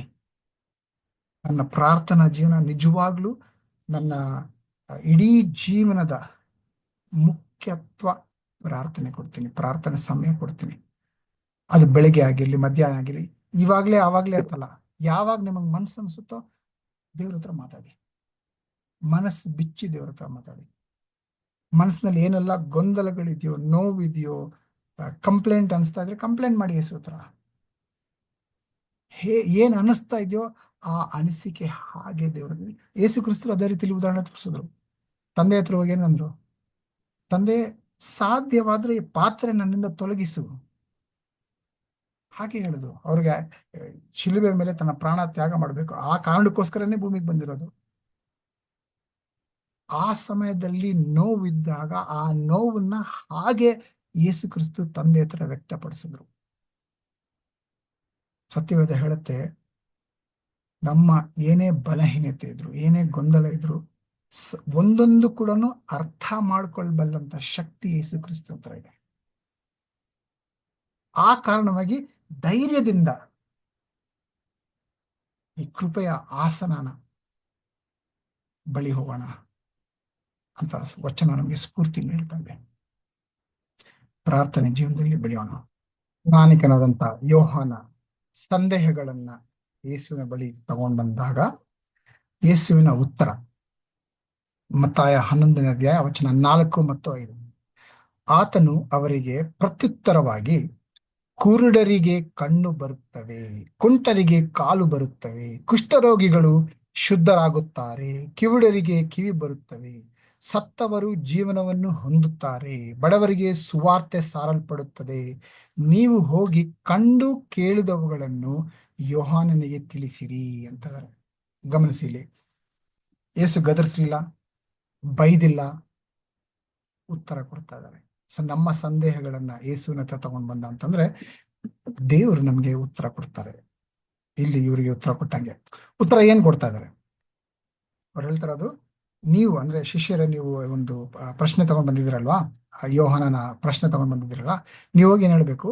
ನೀವು ಕಂಡು ಕೇಳಿದವುಗಳನ್ನು. ಏನ್ ಕಂಡಿದ್ದೀರಾ?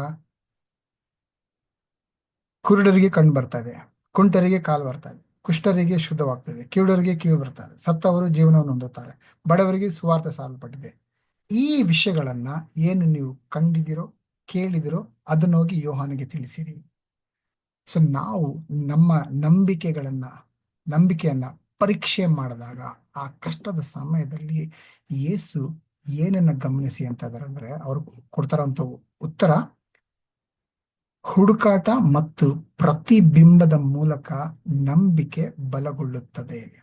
ಹುಡುಕಾಟ ಅಂದ್ರೆ ನನ್ನ ಜೀವನದಲ್ಲಿ, ಅಂದ್ರೆ ಇಲ್ಲಿ ಯೋಹಾನನಿಗೆ ಏನ್ ಹೇಳ್ತಾ ಇದಾರೆ, ಇಲ್ಲಿ ಏನ್ ನೋಡ್ತಾ ಇದ್ರೆ ಅದನ್ನ ಹೋಗಿ ಹೇಳಿ. ಅದೇ ರೀತಿಯಲ್ಲಿ ನನ್ನ ಜೀವನದಲ್ಲಿ ಏನಾಗ್ತಾ ಇದೆ ಅನ್ನೋದ್ರ ಬಗ್ಗೆ ಸ್ವಲ್ಪ ಹುಡುಕಾಟ ಮಾಡೋಣ. ಆ ವ್ಯಥೆ, ಆ ನೋವು ಯಾಕೆ ಬರ್ತಾ ಇದೆ, ಅಯ್ಯೋ ಯಾಕಿಷ್ಟು ಕಷ್ಟ ಬಂದಿದೆ ನನ್ಗೆ, ಯಾಕಿಷ್ಟೊಂದಲ್ಲ ಯಾವಾಗ್ಲೂ ಕಷ್ಟಗಳು ಬರ್ತಾ ಇದೆ ಅಂತ ಬರೀ ಕಷ್ಟದ ಬಗ್ಗೆನೇ ನಾವು ನೋಟ ಹಾಕ್ತಾ ಇದ್ವಿ. ಹುಡುಕಾಟ ಮಾಡಿ ನೋಡಿ, ಬರೀ ಕಷ್ಟನೇ ಇದೆಯಾ ಅಥವಾ ಆಶೀರ್ವಾದಗಳು ಇದೆಯಾ? ನನ್ನ ಜೀವನದಲ್ಲಿ ಏನಿಲ್ವೋ, ಅಂದ್ರೆ ಇದಿಲ್ಲ ಅದಿಲ್ಲ ಅನ್ನೋದ್ರ ಬಗ್ಗೆ ಕಷ್ಟ ನೋವು ಪಡ್ತಾರ ಬಂದು ಏನಿದೆ ಅನ್ನೋದ್ರ ಕಡೆ ಕಣ್ಣೋಟ ಹಾಕಿ ಪ್ರತಿಬಿಂಬಿಸಿ ಆ ರೀತಿಲಿ ಪರಿಗಣಿಸಿ ನೋಡ್ದ ಅಂತಂದ್ರೆ ಅನೇಕ ವಿಷಯಗಳು ನಮ್ಮ ಕಣ್ಣಿಗೆ ಕಾಣುತ್ತೆ. ಕೆಲಸ ನನಗೆ ಅನ್ಸುತ್ತೆ, ಅಯ್ಯೋ ನನ್ನ ಜೀವನದಲ್ಲಿ ಎಸ್ಪೆಷಲಿ ಹಣಕಾಸು ಅಥವಾ ಆರೋಗ್ಯದ ವಿಷಯ ಅಂತ ಬಂದಾಗ ಕಣ್ಣೆಲ್ಲ ಮುಚ್ಚೋಗ್ಬಿಡುತ್ತೆ. ಅಂದ್ರೆ ಈ ಮನಸ್ಸು ಯಾವ ಕಡೆ ಆಲೋಚನೆ ಮಾಡ್ಬೇಕನ್ನೋದೇ ಗೊತ್ತಾಗಲ್ಲ, ಅಷ್ಟು ಗೊಂದಲ ಆಗ್ಬಿಡುತ್ತೆ, ಏನಪ್ಪಾ ಮಾಡೋದು ಅಂತ. ಆ ಸಮಯದಲ್ಲಿ ಈಗ ಯೇಸು ಕ್ರಿಸ್ತ ಕೊಟ್ಟಂತಹ ಉತ್ತರದ ಬಗ್ಗೆ ಪ್ರತಿಬಿಂಬಿಸಿ ನೋಡಿದಾಗ, ಅಂದ್ರೆ ಹುಡುಕಾಟ ಮಾಡಿ ಪ್ರತಿಬಿಂಬಿಸಿ ನೋಡಿದಾಗ ಬರೀ ಕಷ್ಟಗಳೇ ಅಲ್ಲ, ನನ್ನ ಜೀವನದಲ್ಲಿ ಆಶೀರ್ವಾದಗಳು ಕೂಡ ಇದೆ ಅನ್ನೋಂಥ ವಿಷಯ ನನಗೆ ತೋರಿ ಬರುತ್ತೆ. ಅಷ್ಟೇ ಅಲ್ಲ, ಇವಾಗ ಕಷ್ಟ ಇರ್ಬೋದು, ಆದ್ರೆ ಇಲ್ಲಿವರೆಗೂ ದೇವರು ಅನೇಕ ವಿಷಯಗಳ ಆಶೀರ್ವಾದಗಳು ಕೊಟ್ಟಿದ್ದಾರೆ. ಆ ಆಶೀರ್ವಾದಗಳ ಪಟ್ಟಿ ಮಾಡಿದಾಗ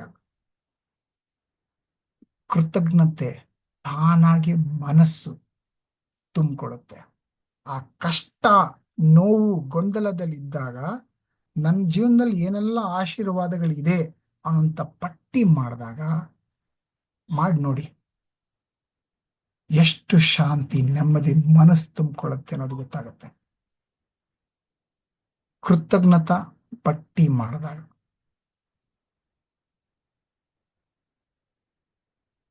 ಮಾಡಿ ನೋಡಿ, ಪ್ರತಿಬಿಂಬಿಸಿ ನೋಡಿ. ದೇವ್ರು ಬರೀ ಕಷ್ಟನೇ ಕೊಟ್ಟಿದಾರ?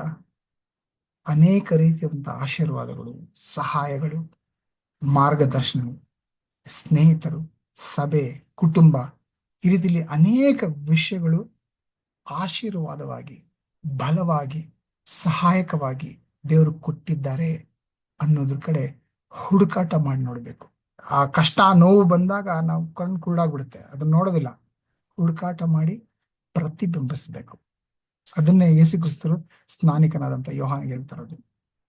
ನೋಡು, ಏನ್ ಕಾಣ್ತಾ ಇದೆಯಾ ಅದ್ರ ಕಡೆ ಗಮನ ಹರಿಸಿ ನೋಡು, ಅವಾಗ ನಿನ್ಗೆ ಗೊತ್ತಾಗುತ್ತೆ, ನಿನ್ನ ಸಂದೇಹಗಳಿಗೆ ಉತ್ತರ ನೆನೆ ಸಿಗುತ್ತೆ.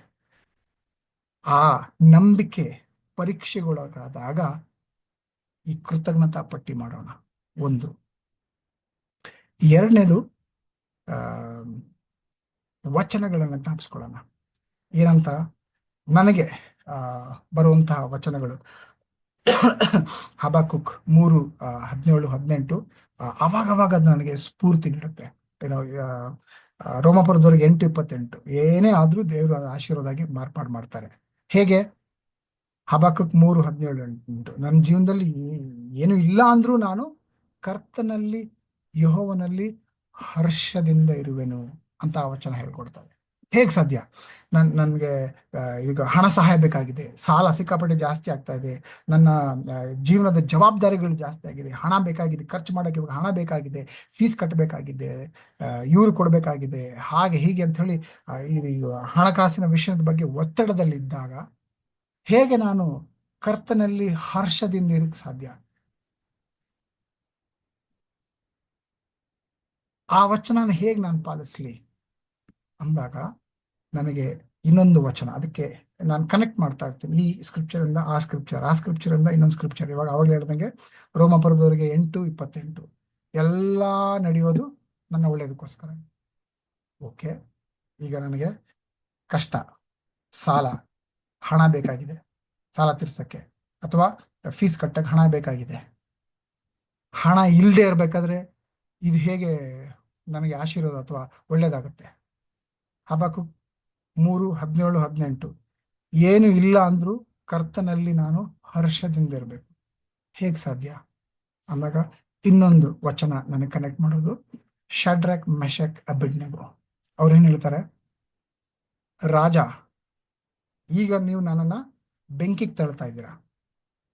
ಬೆಂಕಿಗೆ ತಳೆದಾಗ ನಾನು ಆರಾಧನೆ ಮಾಡುವಂತ ದೇವರು ಆ ಬೆಂಕಿಯಿಂದ ನನ್ನನ್ನು ಕಾಪಾಡ ಶಕ್ತರಾಗಿದ್ದಾರೆ.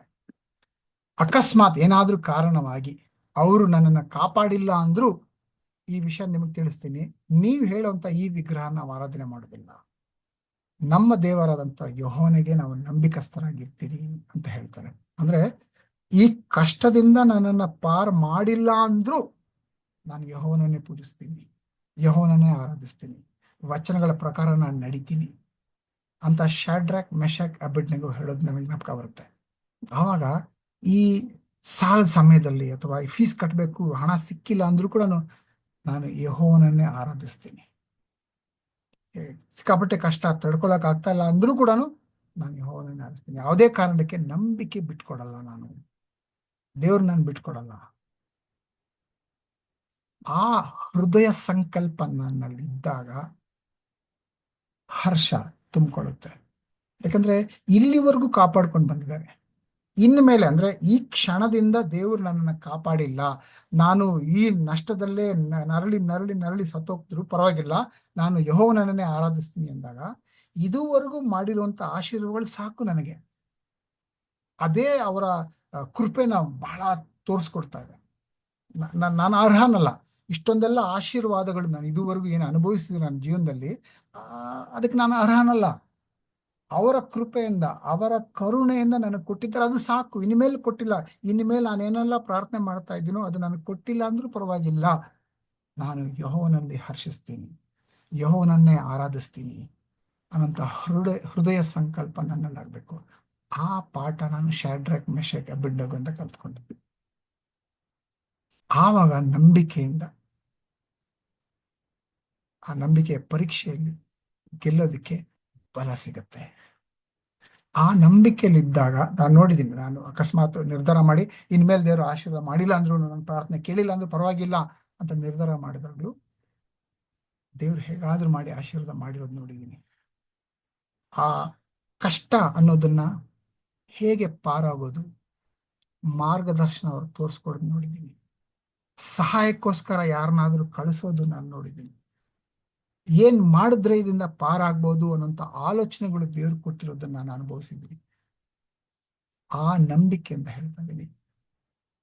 ಈ ನಂಬಿಕೆ ಅನ್ನುವಂಥ ಪರೀಕ್ಷೆ ನಾವು ಒಳಗಾದಾಗ ನಾವು ಮಾಡ್ಬೇಕಾಗಿರೋದೇನು, ಒಂದು ಅರ್ಥ ಮಾಡ್ಕೋಬೇಕಾಗಿರೋದು, ಈ ಜೀವನದ ಕಷ್ಟಗಳು ಅನ್ನೋದು ಬಂದಾಗ ನಮ್ಮ ನಂಬಿಕೆ ಪರೀಕ್ಷೆಗೊಳಗಾಗುತ್ತೆ.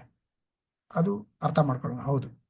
ಎರಡನೇದು, ಆ ರೀತಿಯಲ್ಲಿ ನಮ್ಮ ನಂಬಿಕೆ ಪರೀಕ್ಷೆಗೊಳಗಾದಾಗ ನನ್ನ ಮನಸ್ಸಿನ ಆಲೋಚನೆಗಳೇನಿದೆಯೋ, ಅನಿಸಿಕೆಗಳೇನಿದೆಯೋ, ಭಾವನೆಗಳೇನಿದೆಯೋ ಹಾಗೆ ಹೋಗಿ ಯೇಸು ಹತ್ರ ವ್ಯಕ್ತಪಡಿಸೋಣ. ಅಂದ್ರೆ ಪ್ರಾರ್ಥನೆಯಲ್ಲಿಡ ಇಟ್ಟಾಗ ದೇವರು ನಮಗೆ ಕೆಲವು ಆಲೋಚನೆಗಳು ಕೊಡ್ತಾರೆ. ಹುಡುಕಾಟ ಮಾಡಬೇಕು. ಇಲ್ಲಿ ಸ್ನಾನಿಕನಾದಂಥ ಯೋಹಾನನಿಗೆ ಉತ್ತರ ಕೊಟ್ರಲ್ಲ, ಆ ರೀತಿಲಿ ನೋಡಿ ಏನ್ ಆಗ್ತಿದೆ, ನೋಡು ನನ್ನ ಜೀವನದಲ್ಲಿ ಏನಾಗ್ತಿದೆ ನಾನು ನೋಡ್ಬೇಕು, ಹುಡುಕಾಟ ಮಾಡಬೇಕು, ಪ್ರತಿಬಿಂಬಿಸ್ಬೇಕು. ಆವಾಗ ಅನೇಕ ವಿಷಯಗಳು ಕ್ಲಿಯರ್ ಆಗಿ ಕಾಣಿಸಕ್ ಶುರು ಆಗುತ್ತೆ. ಇಲ್ಲ ನನಗೆ ಗುಳಾಡ್ಕೊಂಡೇ ಇದೆ ಅಂತಂದ್ರೆ ಬಲ ಸಿಗೋದಿಲ್ಲ. ದೇವರಲ್ಲಿ ಯೇಸು ಕ್ರಿಸ್ತರ ಬಂದು ವ್ಯಕ್ತಪಡಿಸಿದಾಗ ದೇವ್ರ ಮಾರ್ಗದರ್ಶನ ಇರ್ತಾರೆ. ಆ ಮಾರ್ಗದರ್ಶನದಲ್ಲಿ ನಾವು ಹುಡುಕಾಟಿ ಪ್ರತಿಬಿಂಬಿಸ್ತಾ ಅಂತಂದ್ರೆ ನಮ್ಗೆ ಬಲ ಸಿಗುತ್ತೆ. ಆ ಬಲದಿಂದ ಪರೀಕ್ಷೆ ಗೆಲ್ಲಕ್ ಸಾಧ್ಯ ಆಗುತ್ತೆ. ನಾವು ಸಕ್ರಿಯರಾಗಿ ದೇವರನ್ನು ಹುಡುಕಿದಾಗ ಮತ್ತು ಆತನ ನಿಷ್ಠೆಯನ್ನು ನೆನಪಿಸಿಕೊಂಡಾಗ ನಂಬಿಕೆ ಅನ್ನೋದು ಬೆಳೆಯುತ್ತೆ ನಮ್ಮೊಳಗೆ. ಆ ರೀತಿಯಲ್ಲಿ ಈ ನಂಬಿಕೆಯ ಪರೀಕ್ಷೆಯಲ್ಲಿ ಗೆಲ್ಲೋಣ. ಪ್ರಾರ್ಥಿಸೋಣ. ತಂದೆಯಾದ ದೇವರೇ, ಈ ಆರಾಧನೆಯಲ್ಲಿ ಪಾಲ್ಗೊಳ್ತಾರಂತ ಪ್ರತಿಯೊಬ್ಬರ ಜೀವನದಲ್ಲೂ ಕಷ್ಟ, ನಷ್ಟ, ನೋವು ಇದ್ದೇ ಇರುತ್ತೆ ಸ್ವಾಮಿ. ನಮ್ಮ ಪ್ರತಿಯೊಬ್ಬರ ನಂಬಿಕೆ ಪರೀಕ್ಷೆ ಆಗೇ ಆಗತ್ತೆ ಸ್ವಾಮಿ. ನಮ್ಮ ಸ್ವಂತ ಶಕ್ತಿಯಿಂದ ಆಧಾರಿತರಾಗಿದ್ರೆ ನಾವು ಸೋತೋಗ್ಬಿಡ್ತೀರಿ, ಬಿದೋಗ್ಬಿಡ್ತೀರಿ, ನಾಶಕ್ಕೆ ಹೋಗ್ಬಿಡ್ತೀರಿ ಸ್ವಾಮಿ. ಆ ರೀತಿಲಿ ನಮ್ಮ ಸ್ವಂತ ಶಕ್ತಿಗೆ ಬಿಟ್ಕೊಡುವಂತ ದೇವರಲ್ಲ ನೀವು ಸ್ವಾಮಿ. ನೀವು ನಂಬಿಕಸ್ತರು ಸ್ವಾಮಿ. ನೀವು ನಮ್ಮಿಂದ ಏನೇ ಅಪೇಕ್ಷಿಸ್ತಿದ್ದೀರಾ ಅಂತ ಕಷ್ಟಗಳು ಬಂದಾಗ, ಆ ರೀತಿಲಿ ಪರೀಕ್ಷೆ ಇದ್ದಾಗ ನನ್ನ ಹತ್ರ ಬನ್ನಿ. ಯಾರೆಲ್ಲ ಭಾರದಲ್ಲಿದ್ದೀರೋ ನನ್ನ ಹತ್ರ ಬನ್ನಿ ಅಂತ ನೀವು ಕೇಳ್ತಾ ಇದ್ದೀವಿ. ಪ್ರತಿಯೊಬ್ಬರು ಪ್ರಾಮಾಣಿಕತೆಯಿಂದ ನನ್ನ ಜೀವನದಲ್ಲಿ ಏನ್ ನಡೀತಿದೆ, ನನ್ನ ಮನಸ್ಸಿನ ಪರಿಸ್ಥಿತಿ ಹೇಗಿದೆ ಹಾಗೆ ಅರಿಕೆ ಮಾಡ್ಕೊಳ್ಳುವಂತ, ವ್ಯಕ್ತಪಡಿಸುವಂತ ಹೃದಯ ಪ್ರತಿಯೊಬ್ಬರಿಗೂ ಕೇಳಬೇಕಂತ ಕೇಳ್ಬೋದು. ಯಾಕೆ ಆ ರೀತಿಲಿ ಮಾಡಿದಾಗ ನೀವು ಮಾಡುವಂತ ಅದ್ಭುತ ಕಾರ್ಯ ನಿಜವಾಗ್ಲೂ ಮಹಾ ಅದ್ಭುತನೇ. ಯಾವ್ಯಾವ ರೀತಿಯಲ್ಲಿ ಪ್ರತಿಯೊಬ್ಬರ ಜೀವನದಲ್ಲಿ ನೀವು ಕೆಲಸ ಮಾಡ್ತೀರಾ, ಸಕ್ರಿಯರಾಗಿ ನೀವು ಅವರ ಜೀವನದಲ್ಲಿ ಬದಲಾವಣೆ ತಗೊಂಡ್ಬರ್ತೀರಾ, ಬೆಳವಣಿಗೆ ತಗೊಂಡ್ಬರ್ತೀರಾ, ಆ ತೊಂದರೆಗಳಿಗೆ ನಿವಾರಣೆ ಕೊಡ್ತೀರಾ, ಆ ನೋವುಗಳಿಗೆ ನೀವು ಔಷಧಿ ಹಾಕ್ತೀರಾ, ನಿಜವಾದ ನೆಮ್ಮದಿ, ಶಾಂತಿ ನಮ್ಮ ಮನಸ್ಸನ್ನ ತುಂಬಿಸ್ತೀರಾ ಅನ್ನೋದು ಅದು ಹೇಳಕ್ ಆಗದಿರೋಂತ, ಅಂದ್ರೆ ಪದಗಳಲ್ಲಿ ವಿಶ್ಲೇಷಣೆ ಮಾಡಕ್ ಆಗದಿರೋಂತಹ ಒಂದು ಅದ್ಭುತ ಕಾರ್ಯ ನೀವು ಮಾಡೋದು ಸ್ವಾಮಿ. ನನ್ನ ಜೀವನದಲ್ಲಿ ನಾನು ನೋಡಿದ್ದೀನಿ, ಅನೇಕರ ಜೀವನದಲ್ಲಿ ನಾನು ನೋಡಿದ್ದೀನಿ ಸ್ವಾಮಿ. ಆ ನಂಬಿಕೆ, ಪ್ರಾಮಾಣಿಕದಂತ ನಂಬಿಕೆ ಪ್ರತಿಯೊಬ್ಬರಲ್ಲೂ ನೀವು ಕೊಡಿ ಅಂತ ಕೇಳ್ಕೊಂತಾ ಇದ್ದೀನಿ ಸ್ವಾಮಿ. ನೀವು ಮಾಡುವಂತ ಆ ಅದ್ಭುತ ಕಾರ್ಯಗಳನ್ನ ನಾವು ಹುಡುಕಾಟ ಮಾಡಿ, ಪ್ರತಿಬಿಂಬಿಸಿ, ನೋಡಿ, ಕಂಡಿಡ್ಕೊಳ್ಳುವಂತಹ ಹೃದಯ, ಆಲೋಚನೆ, ಮನಸ್ಸು ನೀವು ನಮ್ಗೆ ಕೊಡ್ತೀರಾ ಅಂತ ನಾನು ನಂಬ್ತಾ ಇದ್ದೀನಿ ಸ್ವಾಮಿ. ಈ ವಿಷಯ ಪ್ರತಿಯೊಬ್ಬರಿಗೂ ಮನದಟ್ಟಾಗ್ಬೇಕು. ಪ್ರತಿಯೊಬ್ಬರು ಸುಮ್ಮನೆ ಏನೋ ಯಾರೋ ಹೇಳ್ತಾ ಇದಾರೆ, ಬೋಧಕರು ಹೇಳ್ತಾ ಇದಾರೆ, ಈ ಬ್ರದರ್ ಹೇಳ್ತಾ ಇದಾರೆ ಅನ್ನೋ ರೀತಿಯಲ್ಲಿ ಇಲ್ದಿರ ಅನುಭವದಿಂದ ಪ್ರತಿಯೊಬ್ಬರಿಗೂ ಈ ರುಚಿ ಗೊತ್ತಾಗ್ಬೇಕು ಸ್ವಾಮಿ. ಆ ರೀತಿಯಾಗಿ ನೀವು ಆಶೀರ್ವಾದ ಮಾಡ್ತೀರಾ ಅಂತ ಹೇಳಿ ಸಂಪೂರ್ಣವಾಗಿ ನಂಬಿ ಇಲ್ಲಿರೋ ಪ್ರತಿಯೊಬ್ಬರಿಗೋಸ್ಕರ ಬೇಡ್ಕೊಂತಾ ಇದ್ದೀನಿ ಸ್ವಾಮಿ. ಆ ರುಚಿ ಈ ವಾರ ಈ ಪಾಠ ಕೇಳ್ತಂತ ಪ್ರತಿಯೊಬ್ಬರ ಜೀವನದಲ್ಲಿ ನೀವು ಆಶೀರ್ವಾದ ಮಾಡಿ ಅಂತ ಕೇಳ್ಕೊಂಡು ಈ ಪ್ರಾರ್ಥನೆನ ಯೇಸುವೇ ನಿಮ್ಮ ನಾಮದಲ್ಲಿ ಕೇಳ್ತಾ ಇದ್ದೀನಿ. ಆಮೇಲೆ